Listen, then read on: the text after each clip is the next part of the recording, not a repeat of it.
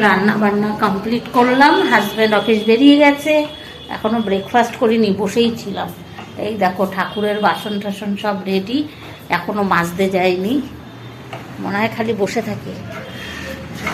আজকে আরও বৃহস্পতিবার, এরকম করতে করতেই এভরিডে দেরি হয়ে যায়। দেখো ওয়েদারটা মেঘলা করেছে, পুরো মেঘ করেছে, মেঘলা মেঘলা ওয়েদার,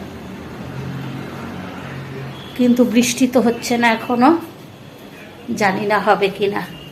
আজকে এই ঘরের দরজা জানলা কিচ্ছু খুলিনি, এই এখন খুলবো।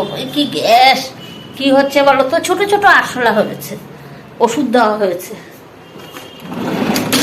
এই জানলা এই এতক্ষণে খুললাম, পুরো মেঘলা ওয়েদার।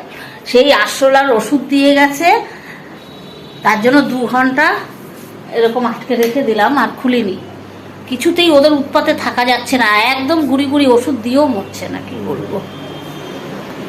ঠিক আছে চলো এখন একটু ব্রেকফাস্ট করি, খাবো একটু মুড়ি, আর দেখি মুড়ি দিয়ে কি দিয়ে খাই, একটু সন্দেশ দিয়ে খাবো মুড়ি দিয়ে। আজকে বৃহস্পতিবার, চাপ আছে, পুজো দিতে হবে, বাসন মাজবো, অনেক কাজ।